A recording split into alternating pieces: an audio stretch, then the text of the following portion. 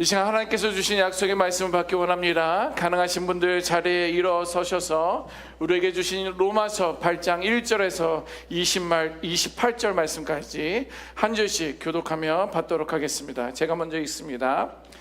그러므로 이제 그리스도 예수 안에 있는 자에게는 결코 정죄함이 없나니 이는 그리스도 예수 안에 있는 생명의 성령의 법이 죄와 사망의 법에서 너를 해방하였음이라.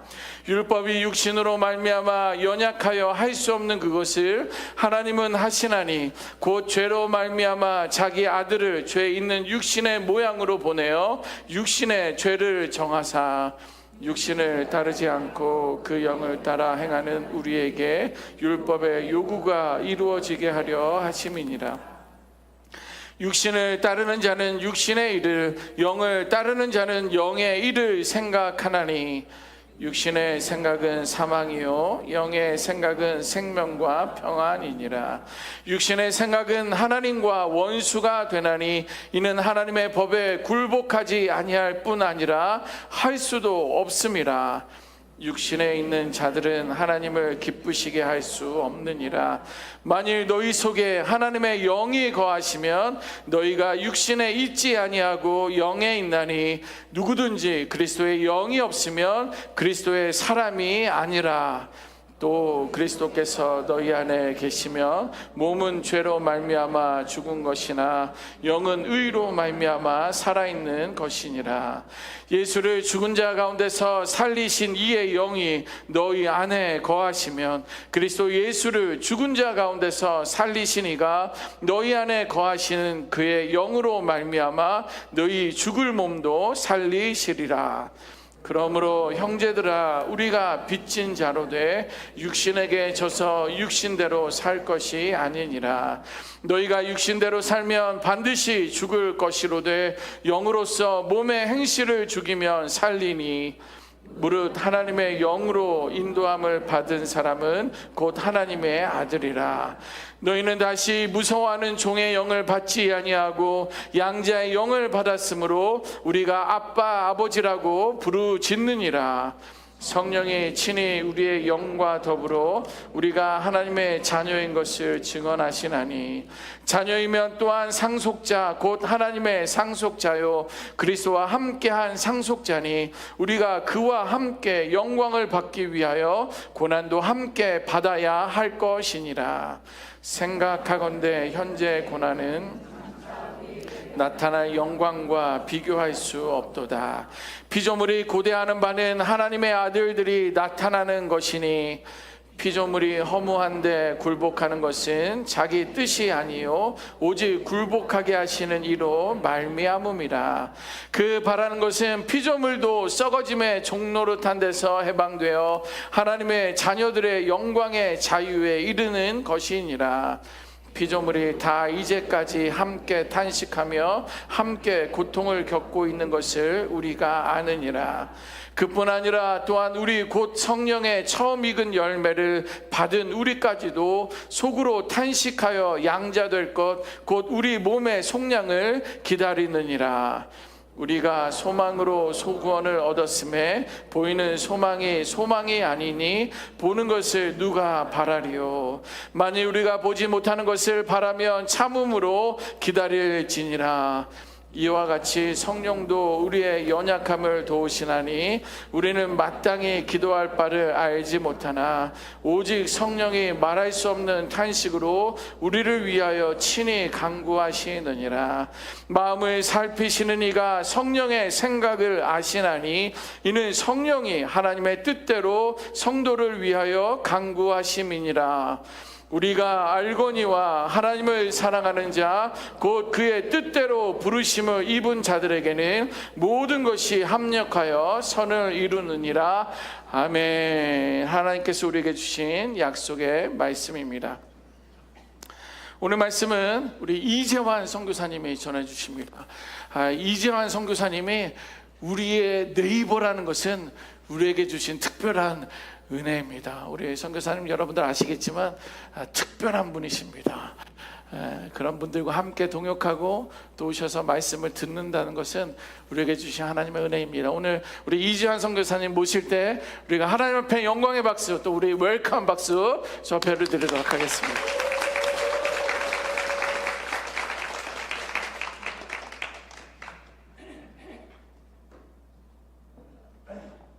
박수 쳐주셔서 너무 고맙습니다.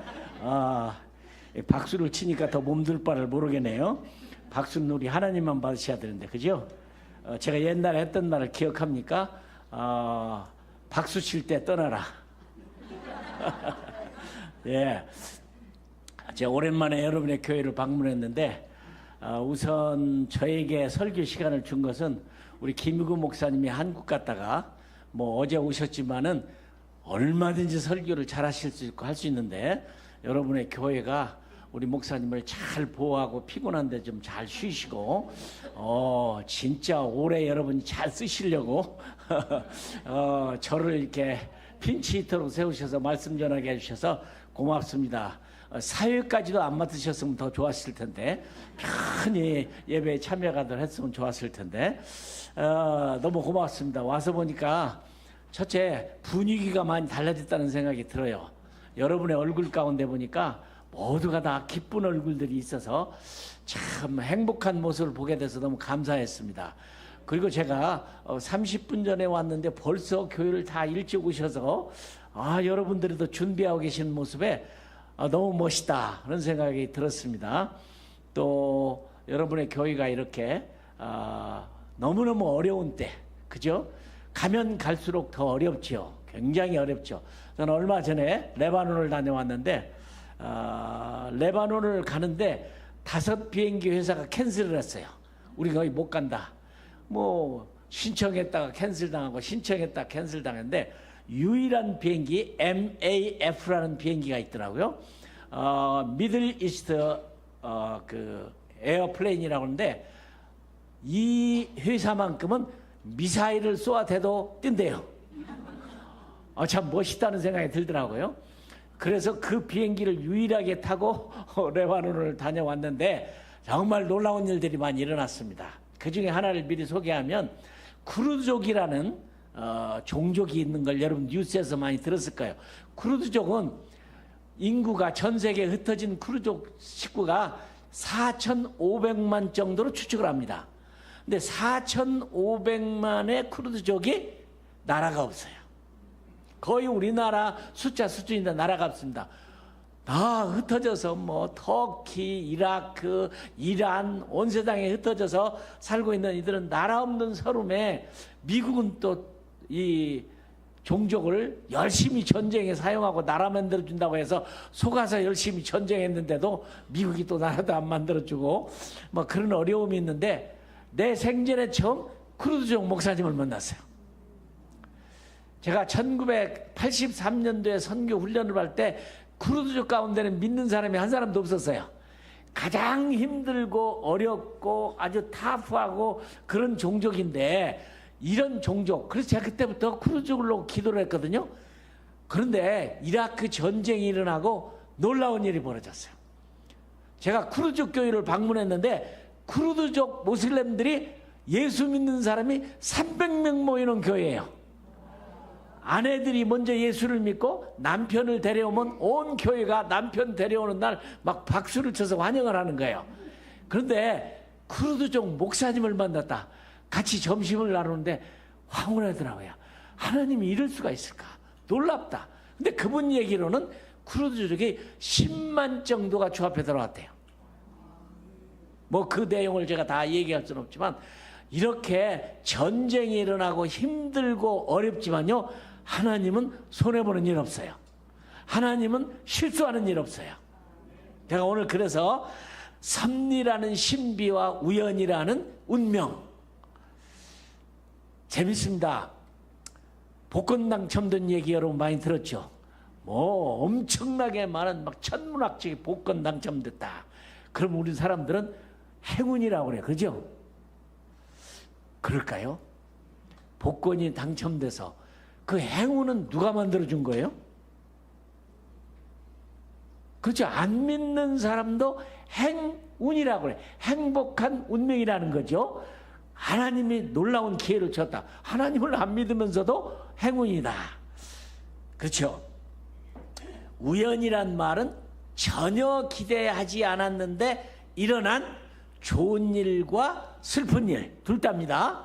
그저 굉장히 좋은 일, 복권이 당첨됐다든지 하여튼 엄청나게 좋은 일이 일어났다든지 그런 아주 이런 일이 일어났을 때 우리는 우연이라는 말을 사용해요. 나쁜 일도 우연이죠.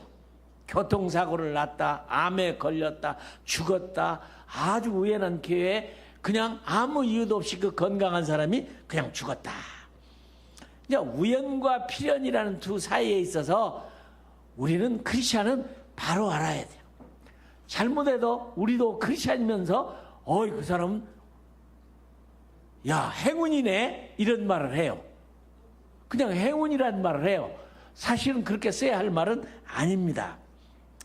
사람들은 기대보다도 잘 되면 행운이고 안 믿는 사람도 모두가 날마다 행운을 기다려요. 그죠?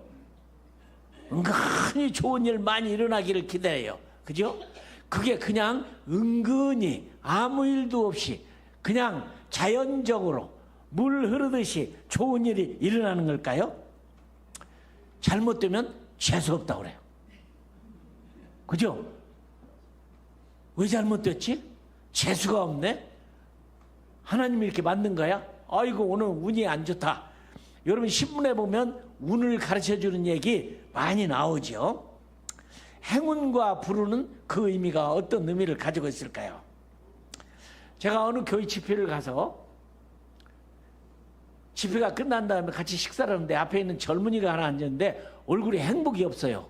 그래서 제가 이렇게 교회 나와서 예배드리고 말씀을 듣는데 얼굴에 보니까 행복하지 않은데 무슨 어려운 일 있나요? 그랬더니 우리 어머님이 이 교회요 새벽기도 나온다고 교통사고로 돌아가셨어요.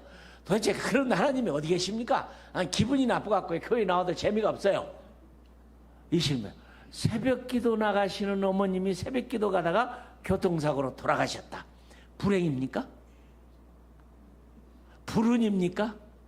재수가 없는 날입니까? 어찌 하나님을 믿는데 이런 일이 났나? 그래서 이분이 행복하지가 않은 거예요. 그리고 교회는 나왔더라고요. 제가 영국에 아주 존경하는 장로님 부부가 계세요. 아주 좋으신 분이고 이 장로님은 한국은행에 오랫동안 근무를 한 아주 믿음이 좋으신 장로님이고 제가 사역하던 감비아 도신 장로님이에요. 그런데 두 딸이 있습니다. 아주 이쁜 두 딸이 있는데 첫째 딸이 옥스퍼드를 졸업했어요. 그리고 한국인으로서는 최초의 영국에서 검사가 됐어요. 얼마나 놀라워요. 우리 한국 이민 가서 영국에 살고 있는 사람 가운데 유일하게 한국인으로서 두 딸이 있는데 옥스퍼드를 졸업해서 고시를 파스해서 영국의 한국인으로서 최초의 검사가 됐어. 근데 어느 날 내가 신문을 읽고 있는데 영자 신문에 보니까 그 검사가 기차 사고로 죽었어요. 내가 놀라서 전화를 했는데 전화를 안 받아요. 어떻게 전화를 했는데 그래서 영국까지 찾아가서 제가 위로를 하게 됐는데 너무 제가 존경하는 집안인데 그 권사님이 서권사님인데 선교사님 저는 이해 못합니다. 도저히 하나님의 섭리를 나는 이해할 수 없습니다. 누가 뭐라고 해도 저는 이해를 못합니다. 어떻게 이럴 수가 있습니까? 여러분은 어떻게 생각하세요? 그 장로님도 얼마 후에 돌아가셨습니다. 섭리, 이 섭리란 다른 말로 또 경륜이라고도 합니다. 영어로는 프로비던스라고 그래요. 여러분 여기에 프로비던스 병원이 있잖아요. 캐톨릭 병원이 있잖아요. 하나님의 섭리의 병원이야. 아주 좋은 이름이라고 생각을 해요. 이 섭리와 운명이라는 것은 뭔가? 나는 책을 읽다가 미국인 부부가 그 아내가 부목사님, 어느 교회 부목사님인데 교통사고를 당해서 병원에 입원했다가 수혈을 했는데 남의 피를 받는데 에이즈에 걸렸어요. 부목사님입니다. 하나님의 종입니다. 말씀 증거하는 분입니다. 어쩌다 교통사고는 누구든지 날 수 있는 거죠. 아내가 교통사고를 입원해서 수혈을 했는데 에이즈의 피를 받아서 에이즈에 걸렸어요. 불행한 일이다. 불운이다. 살아계신 하나님이 어떻게 그럴 수가 있는가? 왜 하나님은 이런 일을 막지 않으셨을까? 그보다 더한 거.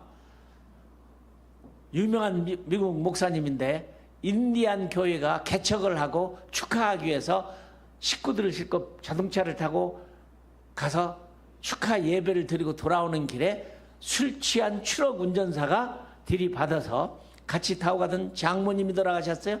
아내가 돌아가셔 두 딸이 죽었어요. 이런 상황을 뭐라고 할 거예요? 여러분 뭐라고 해석하시고 싶어요? 이해할 수 없는 이 불행한 일이다. 그건 그만두고 제가 아프리카 사역하는 동안에 아프리카 형제가 이런 말을 했어요. 선교사님들의 하나님과 우리 아프리카인의 하나님은 다른 하나님이십니까?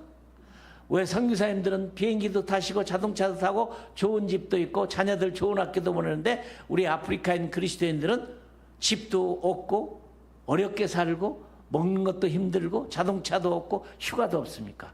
같은 하나님, 같은 성경, 같은 주님인데 왜 다릅니까? 왜 그들은 불행한 거죠? 왜 불운한 거죠? 구약의 룻기서를 보세요. 엘리멜렉 아내 나오미와 두 아들 말론과 기론이 이스라엘에 흉년이 들어서 살 길이 없으니까 모압 땅으로 이주를 했습니다. 좀 잘 살아보려고. 그죠? 여러분들도 많이 좀 잘 살아보려고 미국에 오신 분들 많이 있죠. 그런데 모압 땅에 가서 남편도 죽고 두 아들도 죽고 며느리만 남았어요. 손자도 남기기 없어요. 다시 고향으로 돌아갑니다. 근데 두 며느리를 보고 나오미는 도저히 같이 가자 갈 수가 없는 거 여러분 아시죠? 며느리에게 그래서 너희들 돌아가라. 무슨 희망이 있냐? 내가 지금 이 나이에 결혼해서 다른 아들을 또 낳아서 남편을 줄 수 있겠느냐? 그런 일도 일어나지 않는다. 그러니 너의 인생을 너의 길로 가라. 아주 좋은 며느리였어요. 큰 며느리 정말 헤어지기가 싫었지만 눈물을 머금고 돌아갔고 그런데 룻은 아니었어요. 난 죽어도 따라가겠습니다. 참 슬픈 사람이에요. 나오미라는 이름은 행복한 이름이지만 돌아와서 나를 나오미라고 부르지 말아라. 이름에 걸맞지 않다. 나는 하나님이 나를 괴롭히고 힘들게 해서 이렇게 고통을 주어서 그러니까 나오미 자체도 자기의 어려웠던 것은 하나님이 그렇게 했다고 말했어. 나를 이렇게 괴롭히고 힘들게 하고 어렵게 만들고 다른 사람들은 너무 잘 사는데 왜 나만 이렇게 힘들게 하고 남편 데려가고 두 아들 데려가고 며느리도 이렇게 살 길도 없는 이런 편을 만나 내 이름을 말하라 부르라 쓴 물이라고 부르라 이렇게 얘기를 합니다. 그런데 여러분 아시죠? 너무 멋있는 얘기. 그 룻이 우리 메시아의 조상이 되잖아요. 이 속에서 우리는 불운이라고 생각하고 불행이라고 생각하고 안 됐다라고 생각하고 하나님이 살아계시면 어찌 이런 일을 할 수 있겠느냐고 우리의 머리로 우리의 생각으로 이해가 되지 않지만 이 속에 있는 것은 하나님의 섭리라는 신비입니다. 하나님의 섭리라는 신비예요. 이 섭리라는 단어는 너무너무 멋있고 아름답고 깊고 오묘하고 신비합니다. 이해할 수 없는 부분이 있어요. 우리는 그런 일들이 굉장히 많아요. 존 파이퍼는 섭리라는 단어 하나만 가지고 이렇게 두꺼운 책을 썼어요. 창세기에서 계시록까지 모든 일들은 다 섭리입니다. 전부 섭리입니다. 하나님에 의해서. 신학생은 이렇게 말해요. 우리가 우리의 머리털을 가지고 있지만 아무도 자기 머리털에 숫자를 세는 사람은 없어요. 그러나 하나님은 우리의 머리털의 숫자를 아시는 하나님이에요. 이게 섭리예요. 나는 몰라도 그분은 알아요. 나는 이해가 안 돼도 하나님은 이해가 돼요. 우리는 왜 이렇게 세상적으로 보면 불행하고 불운하고 하나님이 나를 괴롭히고 힘들게 하고 하나님은 없는 것처럼 느껴지는 그런 상황. 여러분들 중에는 그런 분들 많죠. 나 자신도. 때로는 하나님이 가까이 있다고 하지만 나에게는 너무 멀게 느껴지고, 하나님이 계신다고 말하지만 나에게는 안 계신 것 같고, 하나님은 정말 가까이 계시고 내 안에 계신다고 하는데 너무 멀리 계시는 것 같고, 그럴 때 느낄 때가 너무 많아요. 근데 사실은 섭리라는 것은 하나님이 살아계신 증거입니다. 하나님은 살아계셔서 알파와 오메가 1에서 100까지 모든 것을 관장하시는 하나님이에요. 우리 한국에 규장이라고 하는 출판사가 있습니다. 아주 좋은 기독교 출판사입니다. 아주 훌륭한 출판사입니다. 좋은 책을 많이 내는 회사입니다. 근데 이 규장에 아주 재미있는 프로그램이 있는데 롬828이라는 게 있습니다. 롬828이라는 프로그램이 있어요. 많은 분들이 어떻게 하나님의 섭리 속에서 자기가 하나님이 자기를 불러서 역사하고 인도하고 함께하고 놀라운 기적과 이적을 베풀고 놀라운 하나님의 기쁜 섭리와 기적을 그 미스테리를 얘기하는 그런 프로그램을 진행하는 게 롬828이에요. 다른 말이 아니에요. 로마서 8장 28절이에요. 사실은 내가 로마서 8장 28절 섭리를 말씀을 나누기 전에 제가 로마서를 1장에서 다시 한번 읽고 있는데요. 사실은 로마서 8장을 전부 읽고 싶었어요. 한 구절도 한 단어도 한 음미도 빠뜨릴 수가 없어요. 너무너무 멋있는 이 하나님의 말씀에.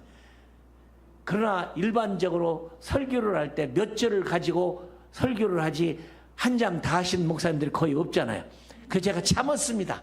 28장까지만 읽자. 28절까지만. 그래서 1절에서 28절인데 1절부터요. 그 앞에 7장에 보면 사도 바울 같은 위대한 인물은요. 도대체가 세상을 이해할 수가 없어. 난 곤고한 사람이로다. 이 사망의 몸에서 누가 나를 건져내라. 이것이 인간입니다.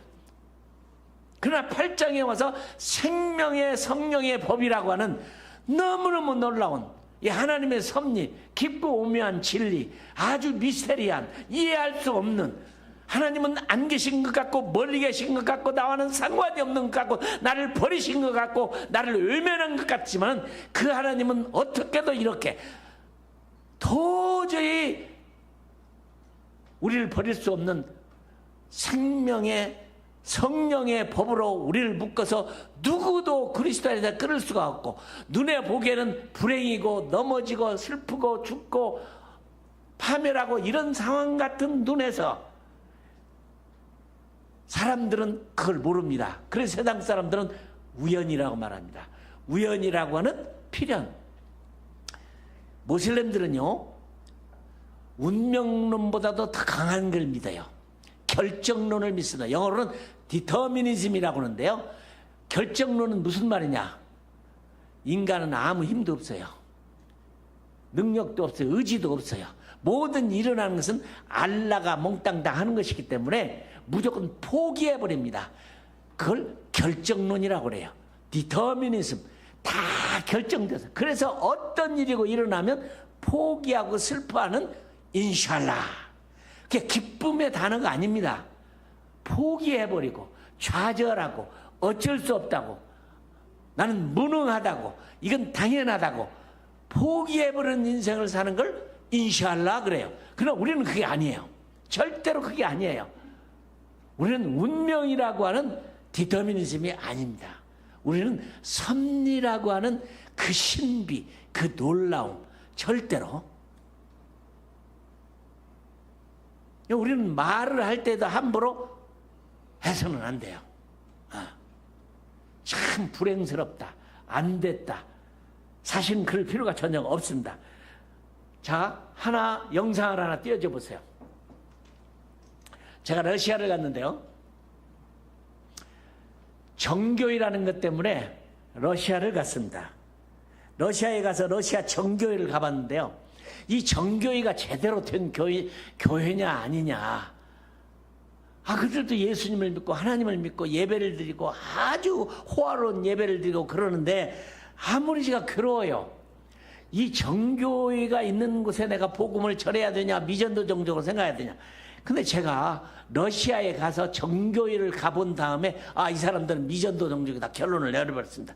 그런데 그 교회에 갔는데 이런 그림을 봤어요. 책자입니다. 자, 마리아입니다. 마리아의 가슴에 보니까 심장이 있는 곳에 칼이 7개가 자기의 심장을 가리고 있어요. 이렇게. 그죠? 이건 이콘이라고 하는 그림입니다.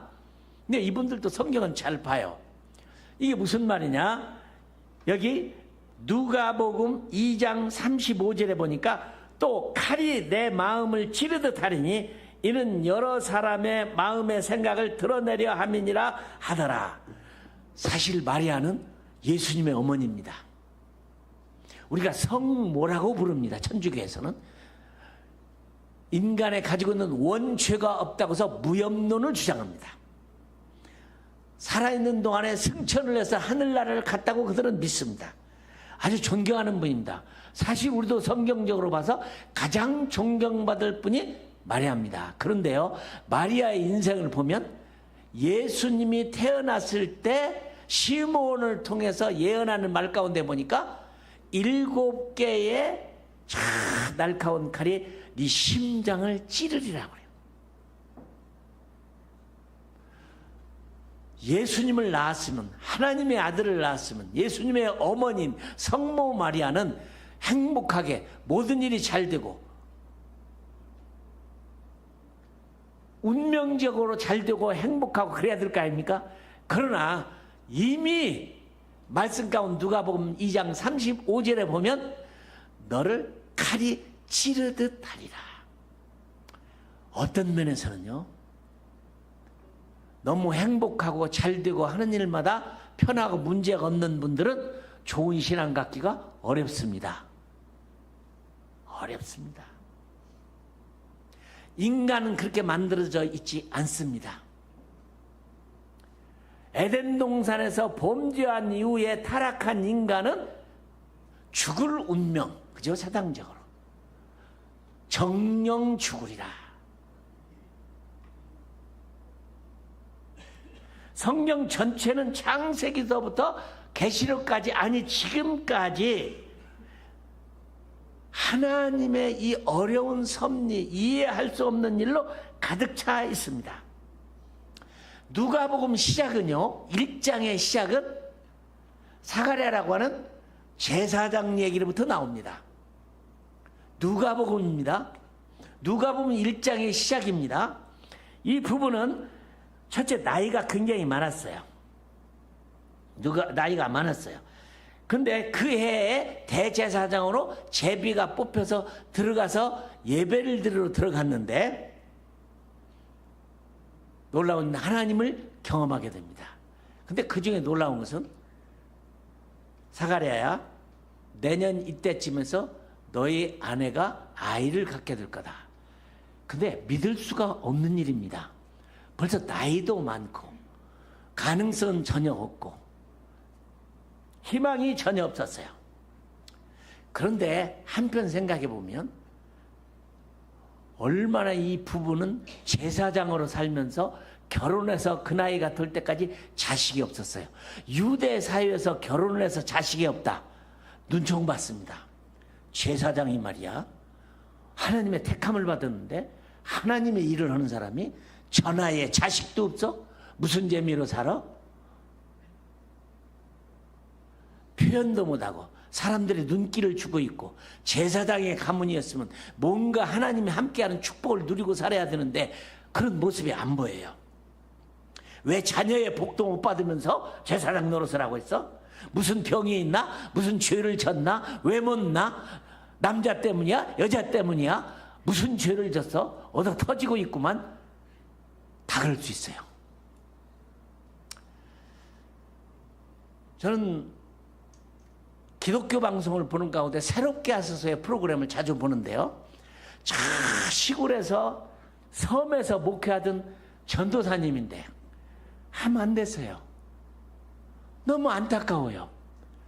그 어려운 가운데 그 섬 어려운 목회를 갔는데 전임 목회자가 암으로 돌아가셨어. 부임을 한 다음에 며칠 만에 돌아가셔버렸어. 교인도 별로 없는데.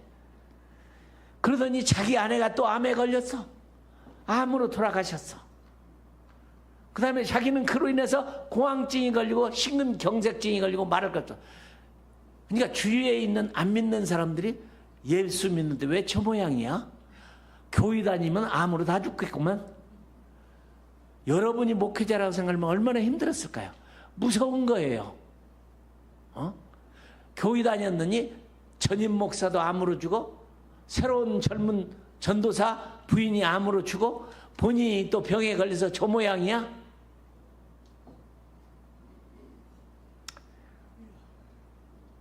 얼마나 힘들겠어요. 이런 상황이 우리는 얼마나 많은지를 못해요. 근데 류호준 교수라는 분이 책을 썼는데 아주 재미있는 얘기를, 하나님의 섭리라는 것은 하나님의 축복은 다른 길로 온다. 내가 원하는 길로 오는 게 아니에요. 다른 길로 온다는 거예요. 이 사가랴는 천사를 만나서 그 지시를 받고 당신의 아내가 아이를 갖는다는 말을 써도 믿을 수가 없었어요.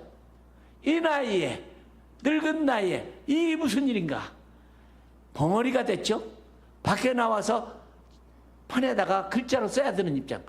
그 부인은 너무도 부끄러워서 6개월을 집을 안 나왔어.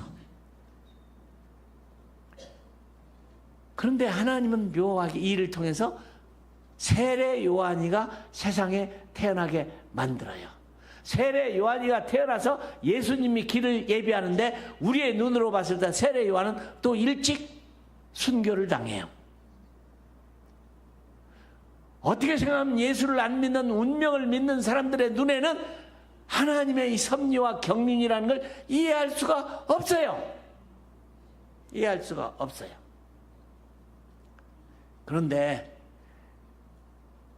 놀라운 것은 하나님의 사람들에게는 이 섭리라는 게 절대로 운명이 아닙니다. 불행이 아닙니다.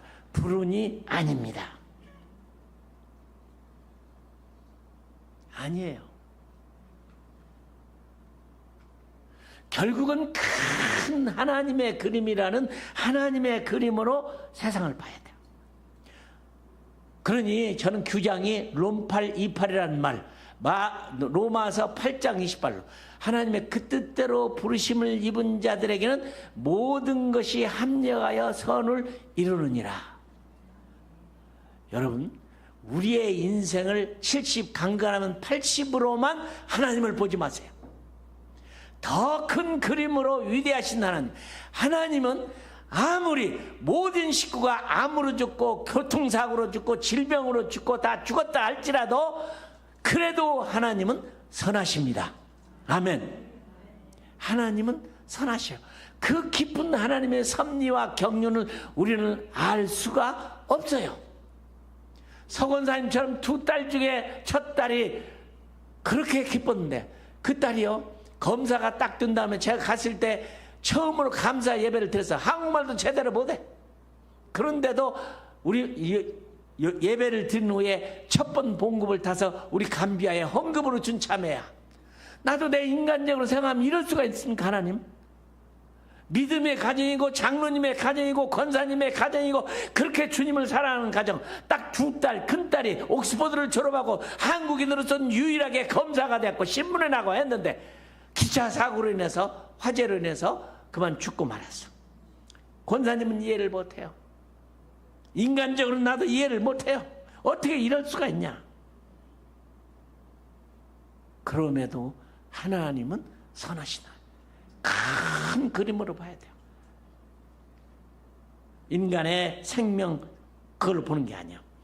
여러분, 이스라엘 백성이 430년 동안 애굽 땅에서 종살이를 하고 하나님이 가나안 목지를 가는 동안을 생각해 보세요.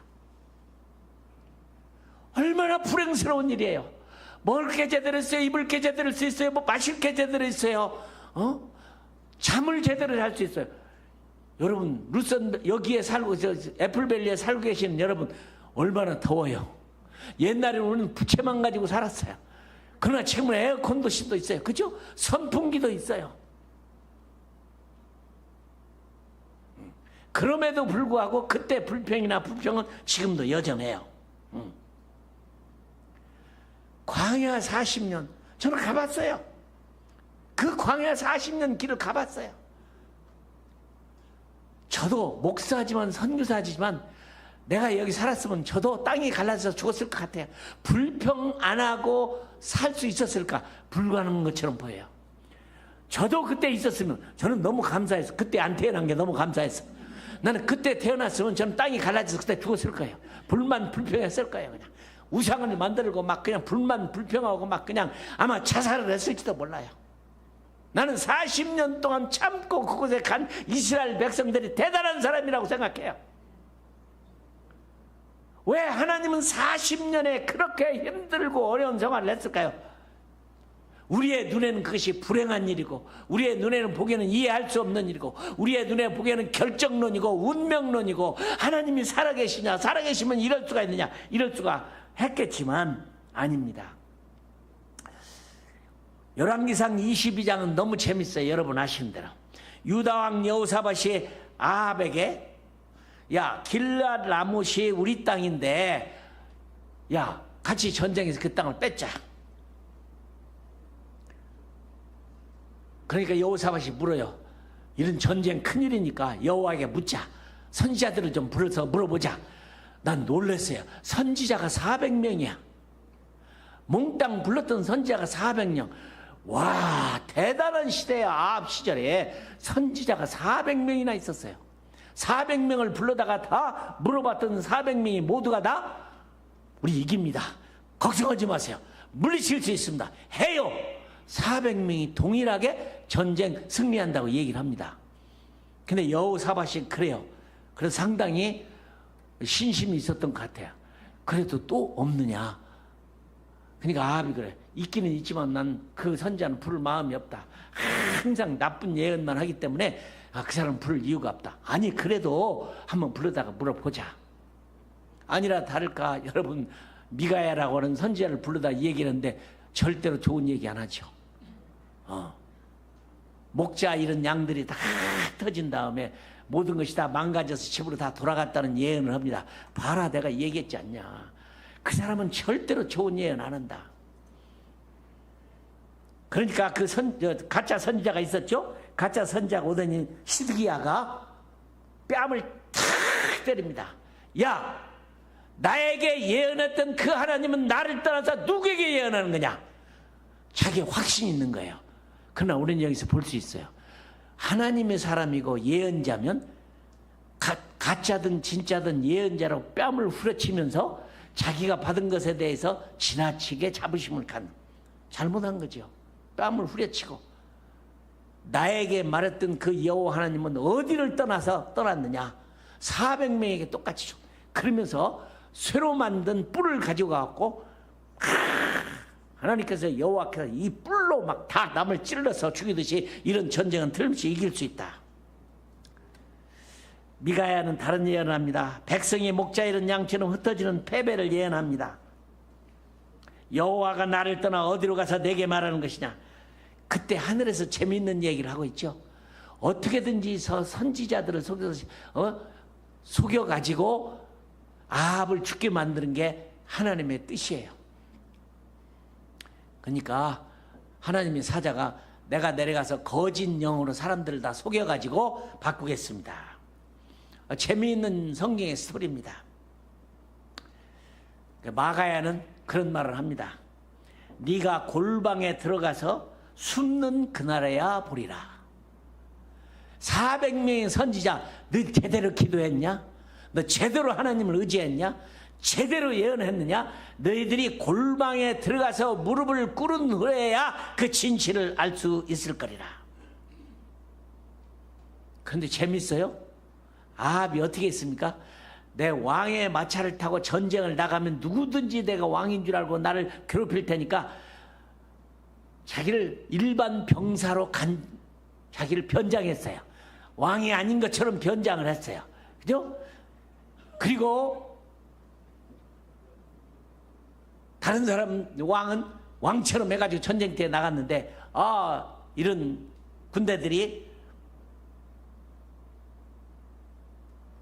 왕이 아니라고 왕을 찾고 있는데 어떤 한 병사가 성경에 뭐라고 썼냐? 한 병사가 무심코라고 성경 써 있어요. 한 병사가 아합을 죽이려고 활을 쏜 게 아니에요. 한 병사가 누구를 겨냥해서 쏜 거 아니에요. 무심코 활을 들어서 그냥 쏘았는데 이 화살이 가서 변장하고 자기가 왕이 아니라고 자기를 숨겼던 아합이 갑옷을 입고 있었는데요. 그 화살이 갑옷을 뚫을 수가 없어요. 근데 성경은 뭐라고 했냐? 이 갑옷 중에 갑옷을 서로 이어주는 이음줄이 있는, 갑옷을 뚫을 수 없지만 갑옷과 갑옷을 이어주는 실로 그 사이에 화살이 박혀서 죽습니다. 무심코 쏜 화살, 왕은 변장해서 왕이 아니라 했고 갑옷을 입고 갑옷을 뚫을 수 없는 그런 강한 갑옷이었지만 화살이 옷 이음새에 꽂혀서 아합이 그날로 죽습니다. 우연인가요? 무심코 쏜 화살이 우연인가요? 변장하여 군인처럼 자기를 변장했다고 하나님을 속일 수 있을까요? 다른 사람으로 보일 수 있을까요? 갑옷을 입었으니까 어떤 화살도 못 들었을까요? 하필이면 그 이임새.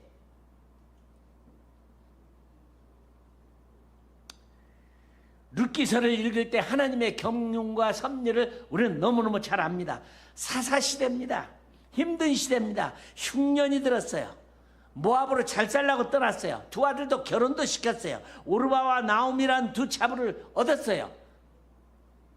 근데 망가져 버렸죠. 전능자가 나를 괴롭혔으니, 나를 징벌하고 힘들게 했으니 쑥처럼 쓰디쓴 말하라 불러라. 그렇습니다. 그런데 우리는 이 어려운 상황 가운데서 하나님이 그를 들어서 룻이 결혼해서 보아스와 결혼해서 다윗의 아버지를 낳고 다윗의 가문이 되고 메시아가 이 땅에 오는 일, 이것을 누가 알 수가 있었을까요? 이 놀라운 우연이라는 신비는 바로 찬양해야 할 일입니다. 결론을 내립니다.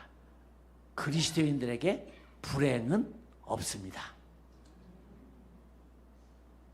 생명의 성령의 법, 로마서 8장 28절은 무슨 일을 해도 부르심을 받은 하나님의 사람들에게는 합력하여 선언한다. 지금을 보지 말아라.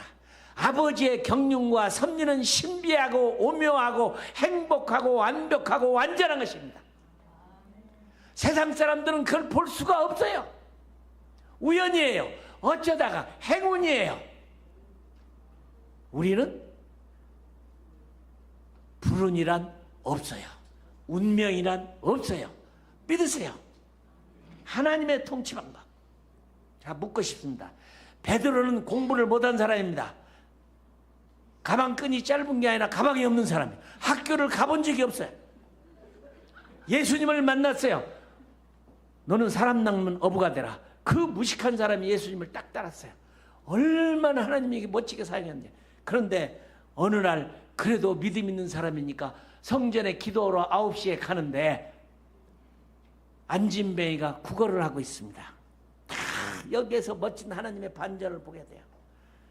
만일에 그때 베드로가 돈이 몇 푼이라도 있었으면 안진뱅이는 못 일어납니다. 주머니에 있는 돈 꺼내서 돈 몇 푼 던져주면 됩니다. 가난한 사람 주면 됩니다. 한 푼도 없어요. 한 푼도 없어요. 나는 은도 없고 금도 없고 한 푼도 없다. 내게 있는 것으로 내게 주노니 나사렛 예수의 이름으로 일어나 걸어라. 100원만 있어도 그런 기적 안 일어나요. 10원만 있어도 안 일어나요. 그렇죠? 너무 멋있어요. 예수님과 베드로가 가버나움에서 성전에 기도하러 갑니다. 성전 문지기가 꽉 잡았어요. 네 선생 성전세 안 내느냐? 낸다. 돈도 없는데. 예수님이 물었어요. 야, 너 돈 있어? 없는데요. 왜 근데 있는다고 그랬어? 나는 예수님이 있는 줄 알고 그랬는데요. 나도 없다. 그러면 너한테 질문하자. 이 나라 임금이 자식들한테 돈 걷어가지고 세금 걷어가고 나라 정치하느냐? 아니죠. 우리도 낼 필요는 없다. 두 분이 낼 필요가 없어요. 그러나 오해받지 않고 내라. 돈이 없는데요. 그죠? 두 분이 한 푼도 없었기 때문에 낚시를 들고 디베랴 바닥에 고개를 잡아서 낚시를 던져서 말도 안 되는 얘기, 안 될 때는 동화 같은 얘기, 고기를 잡아서 입속에서 돈을 꺼냈는데 너무도 놀랍게 두 사람이 내야 할 동전은 하나 나왔는데 한 세겔은 너무도 정확하게 4드라크마, 예수님이 2드라크마, 베드로가 2드라크마, 4개를 딱 내야 하는데 정확하게 그렇게 나왔어요. 두 분이 돈이 있었으면 이런 기적 안 일어납니다. 오병이의 사건, 5,000명이 맞고 12왕줄이 남았다. 돈이 많았으면 이런 기적 안 일어납니다. 누군가가 음식을 많이 가져왔으면 이런 일 안 일어납니다. 아무도 없었어요. 한 어린아이가 물고기 2마리와 보리떡 5개로 그거 하나 가지고 점심인데, 어린아이의 점심 하나가 5,000명을 먹고도 12왕줄이 남게 하는 기적을 만든 거예요. 지극히 작은 거. 여러분은 쓰임받을 수 있어요. 쓰임받을 수 있어요. 난 마리아의 그 그림을 보면서 그 책을 그림을 사가지고 왔어요. 맞다. 마리아가 고통당한 것을 성경학자들이 보니까 7번의 칼로 가슴을 찌르는 일, 어려운 일이었죠. 이런 생각을 합니다. 마리아가 예수님을 잉태하고 예수님을 낳았으면 베들레헴에 호적으로 갈 때 그렇게 만삭된 몸으로 나귀를 타고 힘들게 어렵게, 아니 방 하나가 없어서 마구간에 들어가서 아기를 낳아야 됩니까? 그렇죠. 나는 이런 얘기를 해요. 천사가 그렇게 많은데 천사 어디다 두고 쓰려고? 한 천사만 불러서 가갖고 베들레헴에 가갖고 한 집에 가갖고 누가 아기를 낳을 여자가 올 텐데 방 하나를 준비해라, 그 소식만 전하면 될 텐데 그렇게 많은 천사 하나님이 안 보내셨어. 집집마다 문을 두드려도 아무도 없어요. 마구간에서 났어요. 우리의 눈에 보면 불행한 일이에요. 슬픈 일이에요. 힘든 일이에요. 너무 가난했어요. 그 예수님을 제사 지낼 때 양을 잡고 소를 잡고 송아지를 잡을 수 있지만 그거 못했어요. 어린 방구 둘, 우리나라 돈 미국 돈으로 하면 $2도 안 될 거예요. 비둘기 새끼 2마리로 예루살렘에 가서 예수님 하나님의 아들이 예를 갖추기 위해서 했어요. 가난했어요. 힘들었어요. 재물도 없었어요. 잔치도 할 수가 없었어요. 그런 마리아를 통해서 하나님은 위대한 일을 했어요. 하나님은 여러분을 통해서 위대한 일을 하십니다. 하나님의 섭리와 경륜은 절대로 어떤 일에도 불평하지 마세요. 불만하지 마세요.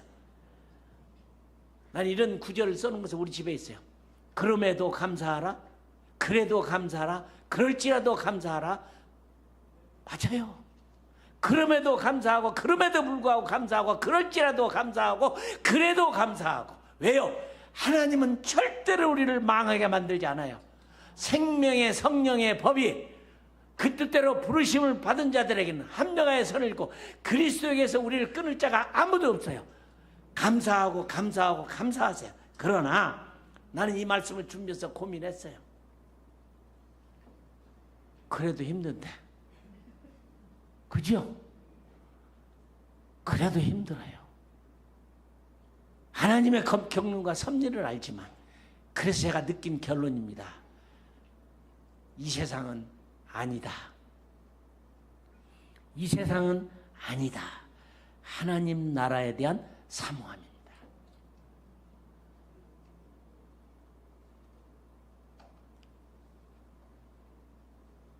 저는 이번에 한국 갔다 와서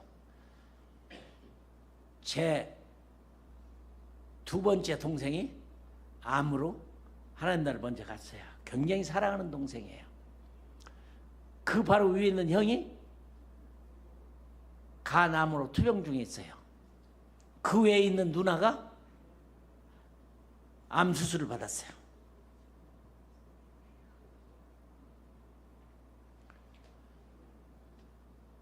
저 불평하지 않습니다. 불만하지 않습니다. 나는 하나님의 섭리를 믿습니다. 하나님의 생명의 성령의 법으로 우리를 가장 아름답고 가장 좋은 거 준다고 생각합니다. 나는 이런 어려운 가정 형편이 큰 기쁨을 줘요. 죽음에도 두려움 없어요. 난 요즘 감사가 내가 하나님 죽음을 두려워하지 않아서 감사합니다. 그러죠?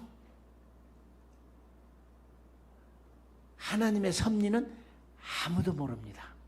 하나님의 경륜은 아무도 모릅니다. 판단하지 마세요. 정죄하지 마세요. 함부로 말하지 마세요. 감사하세요. 하나님을 찬양하세요. 그분을 높이세요. 우리의 눈에 보이는 건 불행입니다. 운명입니다. 아닙니다. 하나님은 가장 좋은 걸 주시고 최고의 것을 주십니다. 우리는 축복받은 사람들입니다. 아멘. 그럴지라도 감사하세요. 그럼에도 감사하세요. 그래도 감사하세요. 하나님의 섭리 오묘합니다. 하나님의 섭리 깊습니다. 아주 미스테리합니다. 그러므로 우리 사모는 새하늘과 새 땅 하나님 나라 그 나라로 오는 걸 사모합니다. 아멘. 우리 하나님께 영광의 박수를 한번 올리십시오. 아멘. 예, 맞아요. 안 믿는 사람은 어려운 일 당하면 박수 칠 수 없어요. 주님 찬양할 수 없어요. 할렐루야 할 수 없어요. 그러나 우리는 그럼에도 하나님은 선하시고 찬양하십니다. 기도하겠습니다.